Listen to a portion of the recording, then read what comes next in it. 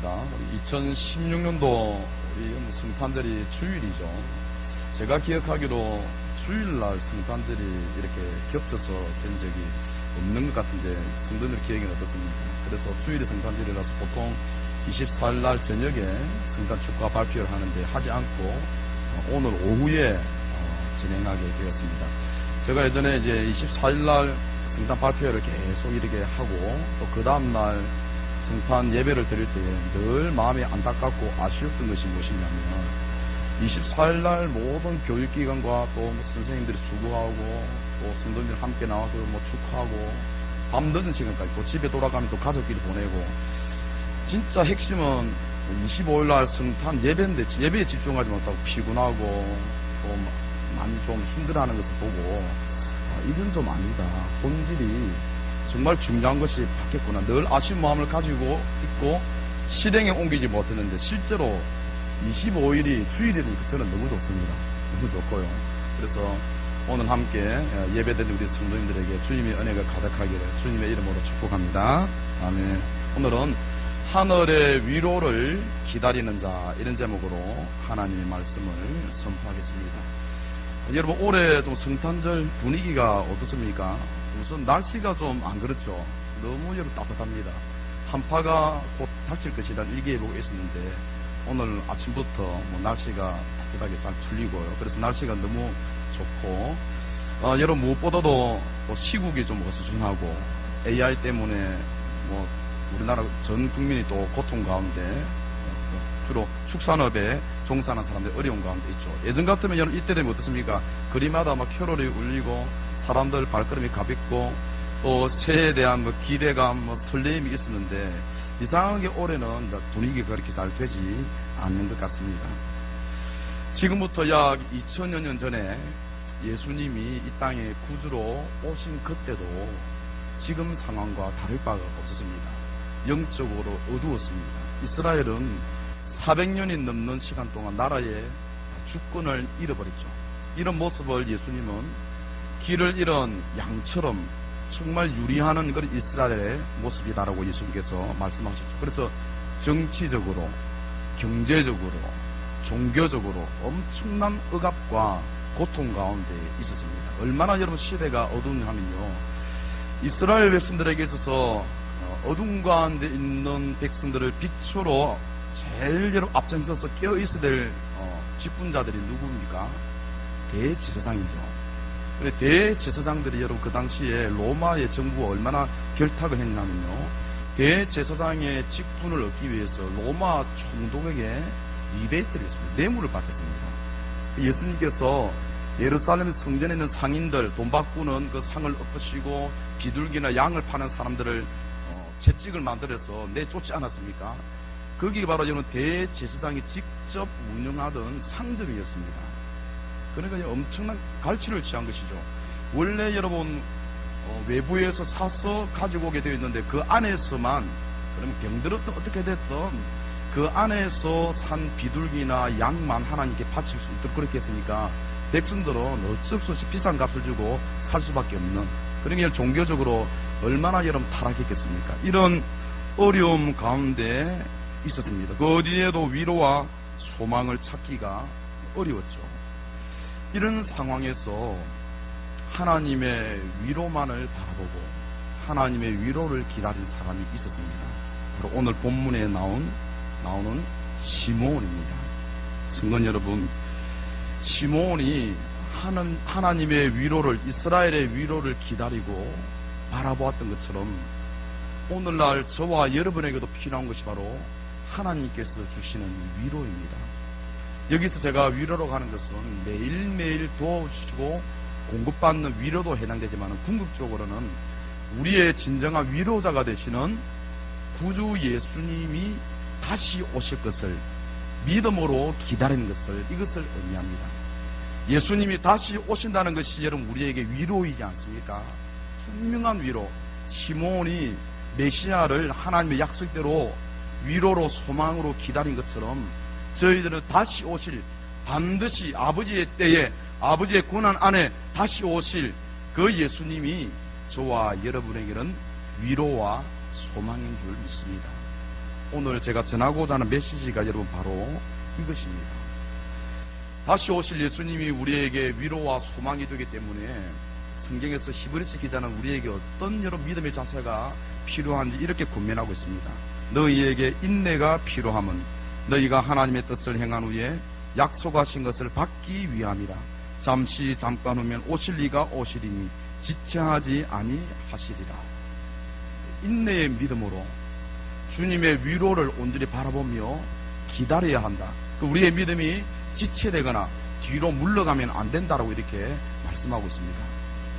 저는 성탄절을 맞이해서 꼭 전하고 싶은 메시지가 있습니다. 여러분, 그동안 우리가 성탄절 하면 우리 어릴 때의 추억 때문에 나이가 뭐 여러분 40이든 50이든 좀 뭔가 좀 덜 떠있지 않았습니까? 또 아이들은 어떻습니까? 보십시오. 우리 이게 다 풍선 장식도 어른 중심이 아니라 아이들의 시선에서 이렇게 이쁘게 장식을 해놓죠. 아이들은 성탄절 맞이하면 발표에 부모님들이 무슨 선물을 주실까? 아무튼 어른이든 아이든 분위기에 이렇게 많이 들떠 있는데요. 한번 여러분 냉정해질 필요가 있습니다. 그 분위기에 편승하는 것, 일시적인 감정적인 것으로 내가 끝나는 것이 아니라 실제로 내가 당장 내일 내가 헤쳐나가야 될 내 상황 만만치 않습니다. 녹록지 않습니다. 그래서 어떻게 내가 믿음으로 헤쳐나가야 될지 이런 것에 대한 통찰력과 분별력이 필요합니다. 여러분, 승리할 수 있는 비결, 좌로나 우로나 치우치지 않냐고 시몬처럼 하나님께만 집중할 수 있는 비결이 무엇이죠? 소망을 어디에 두느냐, 여기에 달려있습니다. 오늘 이것을 여러분 성경은 어떻게 기록하고 있습니까? 이스라엘의 위로를 기다리는 자라. 하나님이 주시는 위로, 즉 예수 그리스도의 다시 오심, 우리의 이 고통, 눈물을 닦아주실 그 예수님을 위로로 삼고 소망을 삼을 때에 불같은 세상에서, 혼란이 많은 세상에서 이길 수 있다라고 우리에게 말씀하고 있습니다. 첫째로 이스라엘의 위로를 기다렸던 시몬이 우리에게 큰 교훈을 주고 있습니다. 본문 25절 말씀 우리 같이 읽겠습니다. 25절입니다. 함께 읽습니다. 시작. 예루살렘에 시몬이라 하는 사람이 있으니 이 사람은 의롭고 경건하여 이스라엘의 위로를 기다리는 자라. 성령이 그 위에 계시더라. 아멘. 너무 중요한 말씀이죠. 성경이 여러분 어떤 한 인물에 대하여서 의롭고 경건하다라고 이렇게 판단하고 성령님의 감동으로 기록했다는 것은 무슨 뜻이죠? 하나님이 그를 특별히 높이 평가하셨고 귀하게 여기셨다는 겁니다. 의롭고 경건하다는 것이 무슨 뜻인지 제가 잠깐 말씀을 나눠드리도록 하겠습니다. 여러분, 의롭다 할 때에 일반적으로 좀 많이 사용하는 말이죠. 자기 자신의 몸을 던져서 선로에 이렇게 떨어진 사람을 구하면서 자기 자신이 죽을 때에 의인이다. 또 어떤 원룸에 여러분 불이 번져서 천중을 이렇게 누르면서 자기 자신은 죽고 많은 사람들의 생명을 건질 때 이런 사람들을 이 시대의 의인이다. 양심적으로 좀 착하게 살아가는 사람, 법 질서를 잘 지키는 사람을 의인이다라고 이렇게 말씀하죠. 오늘 여기서 또 성경에서 여러분 시몬이나 다른 성경의 인물들에게 어렵다고 할 때는 일반적인 기준이 아니죠. 어렵다라고 할 때에 이것은 하나님과 사람의 법을 준수하고 하나님 앞에서 정직하다.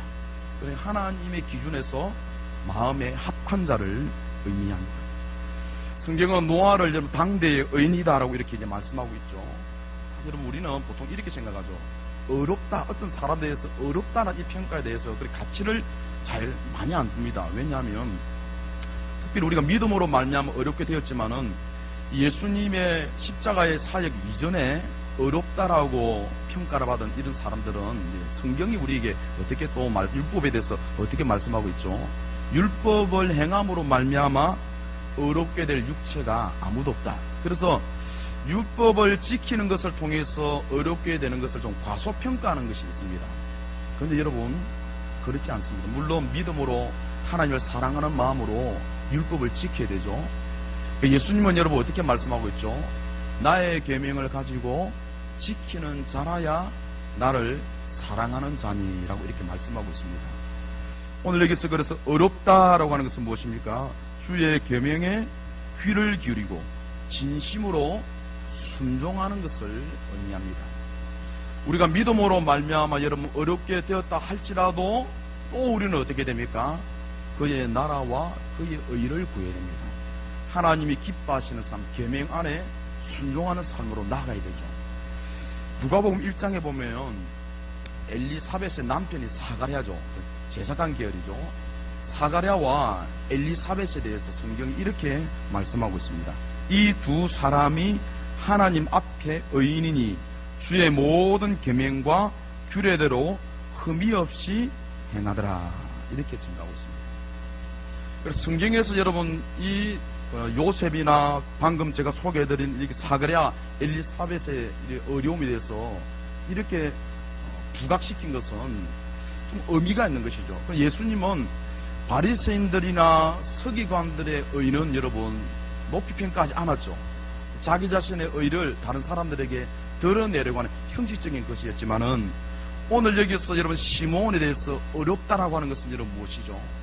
하나님의 마음에 합한 자, 어렵고 경건한 것이 이렇게 연결되어 있죠.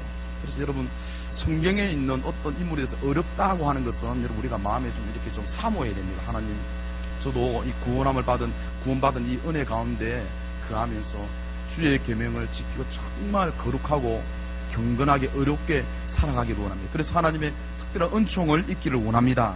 이런 사모함이 우리 가운데 있어야 합니다. 그리고 여러분 어렵다고 하는 것은 결정적인 것은 여러분 무엇입니까? 믿음으로 말미암아 어렵게 됩니다. 그래서 믿음으로 말미암아 어렵게 되고 이 어렵게 된 것 위에 또 여러분 우리가 계명을 지킴으로 어려운 자로 살아가야 한다는 것이죠. 그 다음으로 여러분 경건입니다. 경건은 거룩하신 하나님의 성품을 담는 것을 의미합니다. 그리고 경건에 여러분 모양만 있어서는 안 되죠. 경건의 능력이 있어야 돼요. 경건의 능력은 무엇입니까? 하나님의 성품을 또 예수님의 성품을 온유하고 겸손의 성품을 내가 그대로 내 인격과 삶에서 드러내는 것을 여러분 의미합니다. 그래서 오늘날 여러분 경건은 온유하고 겸손하신 예수님을 담는 것을 의미하고요. 그의 모든 삶이 사랑에 깊이 뿌리를 내리는 것을 의미하기 때문에 경건은 여러분 신앙생활의 완성이요 최고봉입니다. 최고봉. 그건 기도를 많이 한다. 저 사람 구제를 많이 한다. 주의를 잘 지킨다. 열심히 봉사한다. 물론 이런 것도 여러분 귀한 지표가 되지만 제일 여러분 신앙의 최고봉은 여러분 무엇이죠? 경건입니다. 그러니까 내가 하나님을 경외하고 하나님을 사랑하는 그 마음이 깊은 곳에서 우러나와서 그 예배로 섬김으로 사역 가운데 삶 가운데 온유와 겸손과 사랑으로 풍겨져 나오는 것이 바로 여러분 경건입니다. 경건은 제가 말씀드린 것은 모양만 딱 갖춘 것이 아니죠. 멀리서 딱 여러분 집사님이나 저를 딱 만나면 저희 이 부분이 좀 약간 좀 두려운 부분이 하지만은 예수님의 향기가 드러나야 됩니다. 멀리 있고 생각만 해도 만나고 싶고요. 가까이 하고 싶고 이런 것을 여러분 이제 의미하죠. 누가는 이런 시몬에 대해서 어렵고 경건하다라고 했는데 여러분 왜 여러분 이 부분을 부각시켰을까요? 이때에 이 당시에는 이렇게 살아가는 자들이 드물었기 때문에 그렇습니다. 신앙의 관점에서 보면 아니 또 여러분 주변에 있는 다른 사람의 관점에서 보면 어쩌면 시몬과 그 뒤에 있는 여선지자 안나 같은 사람은 다른 사람들 눈에 잘 안 들어옵니다. 하나님의 시선에 초점을 맞췄기 때문에 그렇습니다. 하나님이 주시는 위로만 바라보며 살았기 때문에 그렇죠. 유별나지도 않았습니다. 부산 떨지도 않았습니다. 그러나 어렵고 경건한 가운데 이 세대를 본받지 않고 하나님께만 소망을 두며 살았습니다. 자, 성도 여러분, 오늘 제가 말씀드리고 싶은 이것입니다. 너무 여러분 바쁘고요. 너무 뛰어다니는 그런 것보다는 시몬과 같은 신앙이 우리에게 있어야 됩니다. 어렵고 경건하여서 여호와 하나님의 은총을 입는 삶. 에녹은 여러분 300년 동안 하나님과 동행하면서 하나님이 그를 죽음을 보지 않고 데려가셨습니다. 노아는 여러분 당대의 의인이었습니다. 완전한 자였습니다. 하나님께 은혜를 입고 어떻게 됐습니까?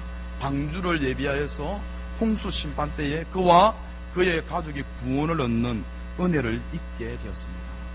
성도 여러분, 하나님은 지금도 경건한 자를 찾고 계십니다. 의로운 자를 찾고 계십니다. 시편 4편 3절에 지금도 여호와 하나님은 자기를 위하여 경건한 자를 찾고 계신다라고 이렇게 말씀하고 있습니다. 왜 찾고 계실까요? 은혜를 주시기 위해서 그렇습니다. 은혜 중에 은혜는 여러분 무엇입니까? 하나님이 1대1로 친밀한 관계를 맺으시고 시몬에게 네가 죽기 전에는, 그러니까 그리스도를 보고 나서야 내가 너를 데리고 가겠다, 이런 친밀한 가운데 1대1의 메시지를 주고받는 것이 성도에게 가장 큰 은혜입니다. 하나님은 누구에게 그런 은혜를 주실까요? 말씀에 귀를 기울이는 자, 어렵고 경건한 가운데 하나님께만 소망을 두는 자에게 이런 은혜를 주실 줄 믿습니다. 그러므로 오늘 이 메시지를 통해서 구원받은 내가 이 땅에서 어렵고 경건하고 신실하게 주님만 바라보고 살아가겠다라고 결단하는 복이 있기를 주님의 이름으로 축복합니다. 두 번째로는 성령님이 시몬과 함께 했습니다. 본문 25절부터 27절 우리 같이 한번 읽겠습니다. 25절부터 27절 시작. 예루살렘에 시몬이라 하는 사람이 있으니 이 사람은 의롭고 경건하여 이스라엘의 위로를 기다리는 자라. 성령이 그 위에 계시더라. 그가 주의 그리스도를 보기 전에는 죽지 아니하리라는 성령의 지시를 받았더니 성령의 감동으로 성전에 들어가매 마침 부모가 율법의 관례대로 행하고자 하여 그 아기 예수를 데리고 오는지라. 아멘. 여러분 가만히 보십시오. 시몬은 특별한 은혜를 받았기 때문에 성령님이 그와 함께 했습니다. 성령님이 그 위에 머물렀고 그 가운데 충만하게 임했다는 것이죠. 그 다음에 성령님이 그에게 구체적으로 지시를 해주었습니다. 시몬은 여러분 그의 삶, 모든 삶의 지시를 해줬다라기보다는 오늘 말씀을 근거로 무엇에 대한 지시를 받았습니까? 네가 내 눈으로 이스라엘의 위로가 되시는 구주 메시아를 만나게 될 것이다. 만나기 전까지는 결코 죽지 아니할 것이다.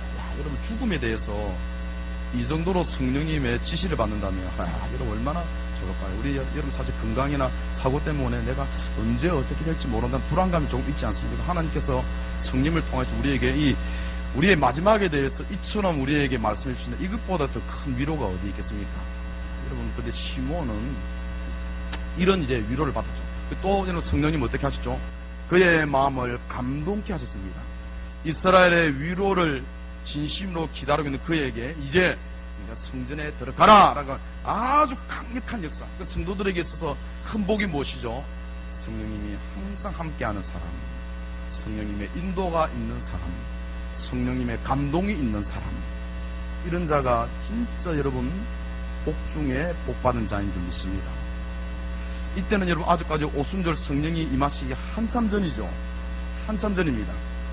그렇기 때문에 시몬에게 여러분 성령님이 늘 함께하고 그의 삶을 인도하시다고 하는 것은 하나님이 얼마나 그를 여러분 귀하게 여기셨는지 모릅니다. 누가복음에 보면 이처럼 성령님이 임하시기 전인데도 불구하고 각 사람에게 성령님이 임한 경우가 있죠. 특별히 마리아 같은 경우에 잉태할 그 구주 예수님에 대해서 가브리엘은 어떻게 예언했습니까? 내 몸에서 잉태할 그 아이는 성령으로 잉태된 것이니 그 성령의 능력, 말씀의 능력이 마리아를 사로잡았습니다. 성령께서 함께 하셨고요. 또 특별히 엘리사벳 같은 경우에 이제 마리아의 친척이지 않습니까? 사가랴의 부인인데 이제 마리아가 천사 가브리엘로부터 네 친척 엘리사벳도 아기를 낳을 수 있는 상황 가운데 아기를 가졌다는 소식을 듣고 쫓아갔죠. 이미 그때 마리아도 잉태를 하지 않았습니까? 이때 여러분 엘리사벳이 어떻겠습니까? 마리아의 태중에 있는 아기 마리아를 맞이하면서 네가 진짜 구주를 잉태한 네 태가 복이 있다. 그러면서 여호와 하나님을 성령 충만함으로 찬양했습니다. 엘리사벳 남편인 사가랴 역시 여러분 마찬가지죠. 세례 요한 하나님 말씀대로 천사 가브리엘 천사의 지시대로 아이를 낳고 그가 성령 충만한 가운데 어떻게 했습니까? 예수님, 구주 예수님, 그래 예수님의 하나님의 구원을 찬양했습니다. 아기 세례 요한의 사역을 그는 예언을 했습니다. 성령 충만한 가운데 그렇게 했다는 것을 여러분 알 수가 있습니다. 이처럼 여러분 시몬, 마리아, 사가랴, 엘리사벳 이들에게 있었던 공통점은 무엇입니까? 성령님이 그들 가운데 강력하게 역사했다는 겁니다. 그렇다면 여러분 우리는 무엇입니까? 우리는 이미 우리 안에 성령님을 선물로 받았습니다. 우리가 저와 여러분이 예수님을 구주를 영접한 저와 여러분 안에 성령님이 거하심으로 저와 여러분이 하나님의 자녀라는 확실한 도장을 찍어주시는 그분이 바로 누구십니까? 우리 안에 계신 성령님이십니다. 성도 여러분, 여러분들은 내 안에 계신 성령님을 통하여서 위로를 받고 있습니까? 시몬처럼. 근데 우리는 요즘 너무 안타깝게도 바쁩니다. 소란합니다. 피곤하고 소란한 것만 문제가 되는 것이 아니라 진짜 큰 문제는 여러분 무엇인지 아십니까? 영적으로 나태하고 게으른 것이 오히려 문제입니다. 성령님은 이런 자들에게는 메시지를 주시지 않습니다. 내 삶이 아무리 피곤하고 바쁘다 할지라도 내 영적인 시선을 하나님께 맞추고 고정하는 자에게 하나님은 그에게 성령님을 통하여서 메시지를 주십니다. 여호수아를 여러분 한번 보십시오. 여호수아는 하나님께로부터 직접 위로의 메시지를 받지 않았습니까? 그에게 있어서 위로가 무엇일까? 하나님은 많은 군사력으로 많은 재산으로 그에게 위로해 준 것이 아니었습니다. 모세의 뒤를 이어서 이제 후계자가 되고 요단강을 건너갈 것인 하나님은 어떤 메시지를 주셨죠? 네가 이 요단을 건너서 약속의 땅을 너와 너의 후손들이 차지하게 될 것이다. 내가 모세와 함께한 것처럼 너와도 함께할 것이다. 두려워하지 말라, 놀라지 말라. 여호수아는 하나님께로부터 온 이 메시지에 큰 위로를 받았습니다.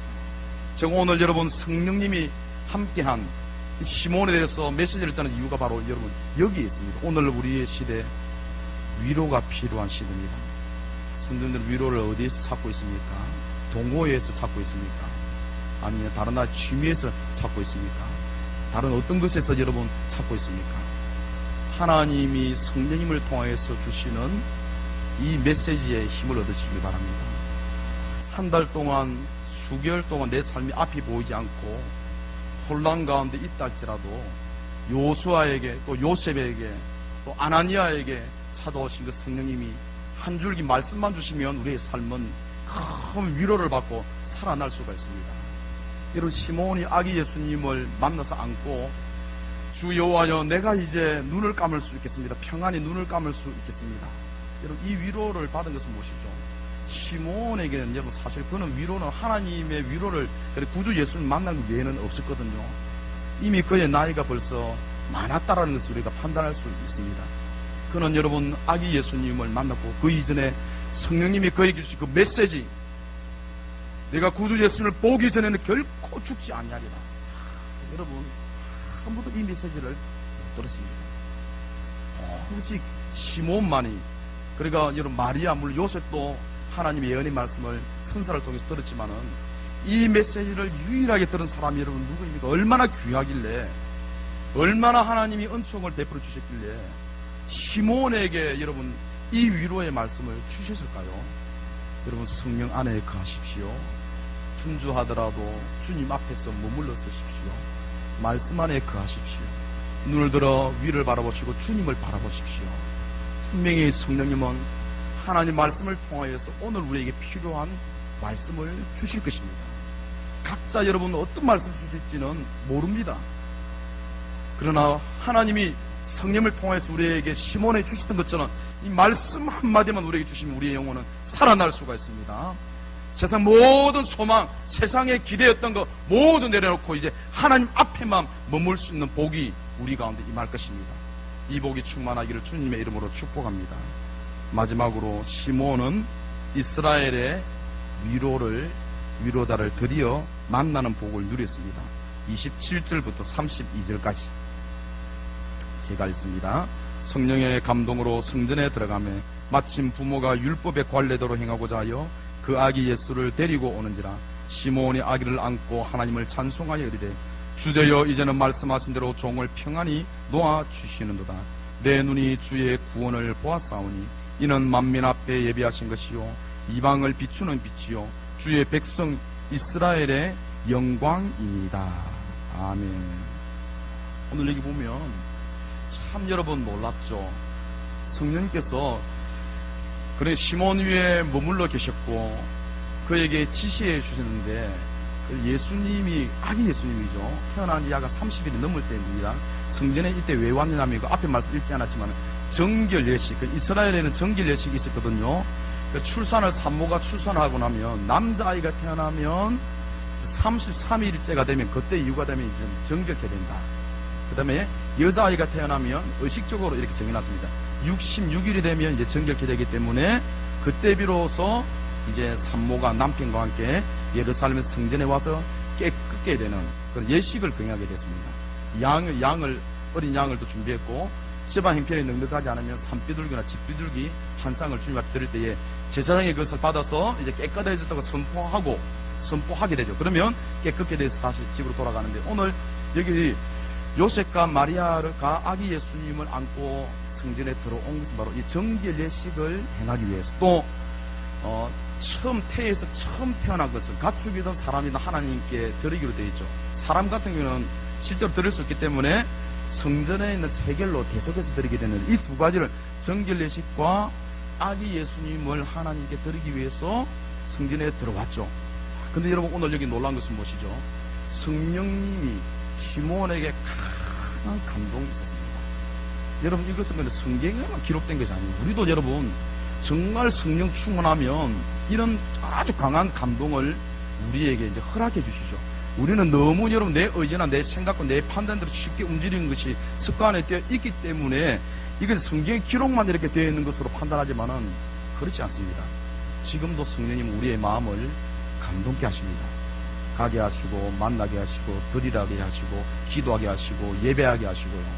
이렇게 성령님의 강한 감동이 오늘날 우리에게도 분명히 있습니다. 이거 얼마나 복입니까 여러분? 성령님의 감동이 있다는 말은 여러분 무슨 메시지입니까?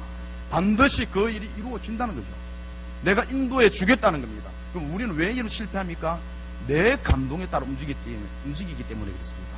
시몬이 얼마나 복됩니까? 이때까지 이스라엘의 위로자를 기다려왔는데 마치 마리아와 요셉이 아기 예수님을 안고 성전에 왔는데 성령님이 감동케 하셨죠. 지금 들어가라. 마음에 감동이 있어서 들어갔는데 딱 만났습니다. 성령님의 감동이 없었다면 일상적인 여러분 그 정결 예식을 행하기 위해서 왔다라고 판단을 하겠죠. 근데 여러분 시몬이 얼마나 여러분 깨어 있었습니까? 야, 여러분 이게 연결고리가 우리의 삶이 이렇게 되어야 됩니다. 다시 말씀드리겠습니다. 이미 우리 안에 성령님이 계시기 때문에 항상 우리가 성령님과 동행해야 됩니다. 성령님의 인도를 받는 삶이 더욱더 많아야 되고요. 성령님의 감동케 하심에 따라 순종하는 삶이 우리 가운데 분명히 있어야 됩니다. 오늘 여러분 보십시오. 시몬이 아기 예수님을 보자마자 이 아기는 내가 그토록 기다려왔고 성령님이 나에게 말씀해 주셨던 이스라엘의 위로자, 구원자, 메시아, 그리스도라는 것을 알고 묻지도 않았습니다. 어떻게 했습니까? 아기를 안았습니다. 주체할 수 있는 기쁨으로 찬양했습니다. 주제여라고 하는 것은 주권자여, 여호와여, 내가 주의 구원을 보았사오니 내가 이제는 편히 주님께로 돌아갈 수 있겠습니다. 이런 성령의 감동하심을 입은 자들에게 가장 여러분 뚜렷하게 나타나는 것이 무엇입니까? 찬양입니다. 저절로 된 것이 아니죠. 하나님의 감동케 하심과 인도하심 가운데 하나님이 역사하셨기 때문에 이 마음 기쁜 곳에서부터 찬양이 넘치게 되죠. 아기 예수님을 안고 자기 자신이 구원의 빛을 보게 된 것과 앞으로 이방인이 이 빛을 통해서 하나님의 영광이 나타낼 것에 대해서 높이 여호와 하나님을 찬양했습니다. 하나님의 위로가 그에게 임했습니다. 위로는 가만히 있는 자에게 임하는 것이 아니죠. 저는 성도님들에게 성탄절을 맞이해서 간절히 소망하는 것이 있습니다. 하나님의 위로를 맛보시기를 바랍니다. 이것은 여러분 이 능력은 참 놀랐습니다. 한번 하나님의 은혜, 위로를 경험하고 나면요, 세상이 주는 것은 정말 아무것도 아니라는 것을 깨닫게 됩니다. 그러려면 여러분 우리가 어떻게 해야 되겠습니까? 오늘 시몬처럼 어렵고 경건하게 살아가야 됩니다. 말씀의 결론을 맺겠습니다. 예수님께서 구주로 오실 때는 중요한 것이 무엇이었죠? 그때는 눈을 열어서 갈릴리 나사렛에서 자라신 평범한 청년을 그리스도로 인식하고 알아보는 영적 눈이 열리는 것이 중요했죠. 지금 여러분 우리는 무엇이 중요합니까? 내가 아는 것보다는 여러분 예수님께 장차 오실 때 진짜 중요한 것이 여러분 무엇이죠?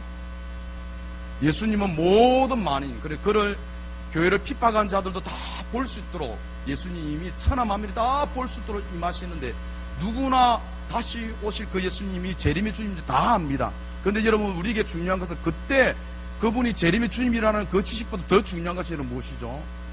참 마지막에 잘 기억하셔야 됩니다.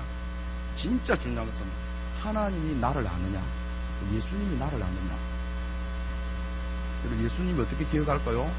성공교회 몇 년도에 등록해서 몇 년도까지 다녔지. 이걸 여러분 기억하는 것이 아니죠. 얼마나 주님 앞에 겸손하게 살았는가. 예수님은 우리를 모른다 할 수 있습니다. 두 가지 중에 하나입니다. 나는 너를 도무지 알지 못한다.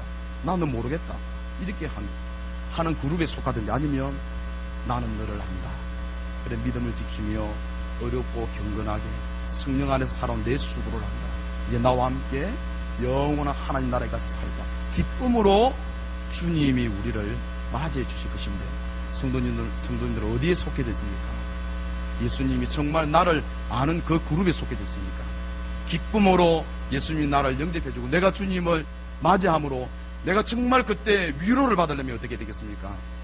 정말 여러분 어렵고 경건하고 신실하게 살아가셔야 됩니다. 세상에 휩쓸리면 안 됩니다. 세상 사람들이 나를 좀 알아주지 못한다 할지라도 믿음의 길을 굳건하게 지켜야 됩니다. 성령 안에 거하면서 성령이 나와 항상 함께 있고요, 성령님의 인도가 충만하고 성령님의 감동하심이 지금보다 10배, 100배 훨씬 더 많아야 됩니다. 성령님의 여러분 감동하신 가운데 마지막에는 여러분 우리가 내일 오실지 언제 오실지, 내가 무덤에 죽었을 때 부활하지 그때 오실지 모르지만은 성령님께서 우리 가운데 간 성령이 분명히 우리에게 메시지를 주십니다. 만약에 우리 주님이 다시 오신다면 진짜 때가 가까웠다.